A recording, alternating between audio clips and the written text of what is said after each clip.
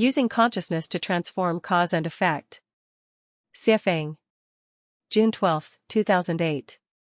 Translation edited by Chinyu. A woman in her late 20s, holding her 1-year-old daughter, jumped from a building to her death. The reason? She returned home to find her husband in bed with another woman. Was this suicide? No, it was homicide. Who killed her? Not her husband, nor the other woman, it was traditional thinking that killed her. To avoid this outcome, the best way is to transform one's consciousness. If this woman had thought, my husband has had an affair, it's not a big deal. At worst, I'll divorce him and find someone better, or perhaps, fine. You broke the rules, so can I. I'll let you off, and you'll let me off, it's only fair, the result could have been different. Without transforming consciousness, cause and effect inevitably occur. By changing consciousness, however, cause and effect can be altered.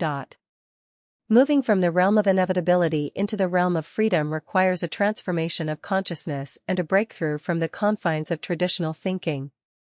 People on Earth live under the influence of the thought patterns passed down by their predecessors. If one cannot escape these constraints, one can never attain enlightenment or Buddhahood. Take, for example, the saying, of all unfilial acts, having no descendants is the greatest. This thought pattern has bound people for thousands of years, pressuring parents to coerce their children into marriage and parenthood, creating the belief that being childless is the gravest unfilial act. People struggle within this entanglement, unable to break free. It burdens those without children with heavy mental and emotional stress, along with societal pressure and discrimination. Without breaking free from this way of thinking, the cycle of marriage, family, and childbearing inevitably continues.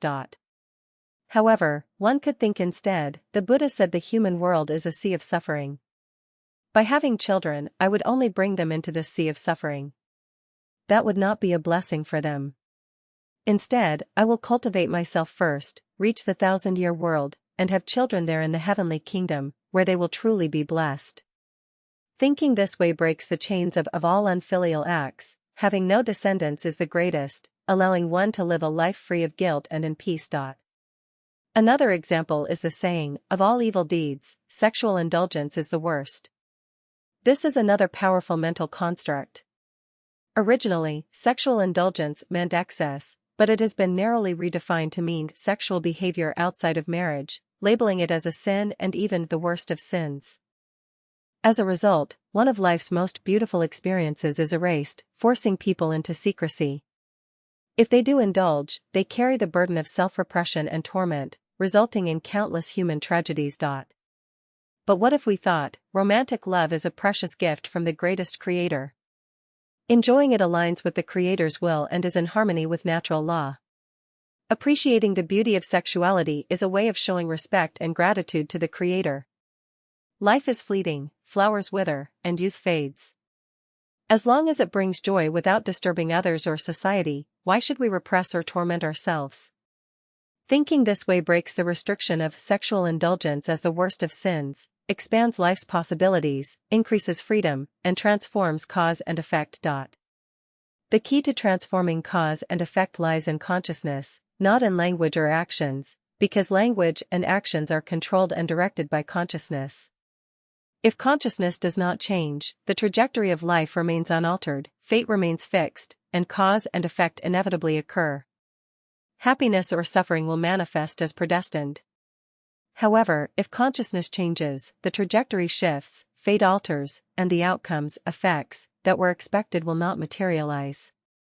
For instance, if our consciousness is set on going to New York, we will inevitably find ourselves on the path to New York, and sooner or later, we will arrive there. But if, along the way, we change our consciousness and decide to go to London instead, all aspects of the journey to New York are instantly altered, and the outcome of arriving in New York will no longer occur. Whether one moves toward hell or heaven depends entirely on their consciousness. Trajectories can be altered in an instant, and so can fate. Transforming one's fixed consciousness changes everything instantly. As the saying goes, heaven and hell are only a thought apart. The greatest challenge is how to change one's consciousness, where to direct it, and how to transform it, questions that lead into broader and more complex considerations. The Lifechanyuan value states, walk in the way of the greatest creator. The purpose of life is to pursue joy, happiness, freedom, and fulfillment. The purpose of life is to strive for the 1,000-year world, the 10,000-year world, or the celestial islands continent of the Elysium world. This is a form of consciousness. Once this consciousness is established, our views on life, the world, and existence transform, and our previous life trajectory is completely altered.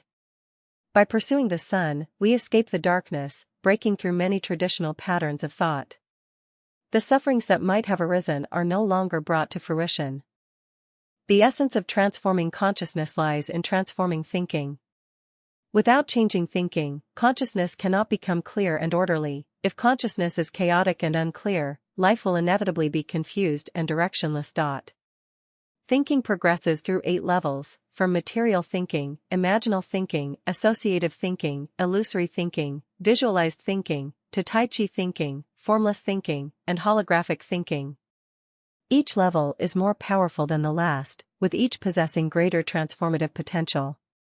When one attains formless thinking, they achieve enlightenment, escape the constraints of human thought, and enter a more liberated and expansive state of existence.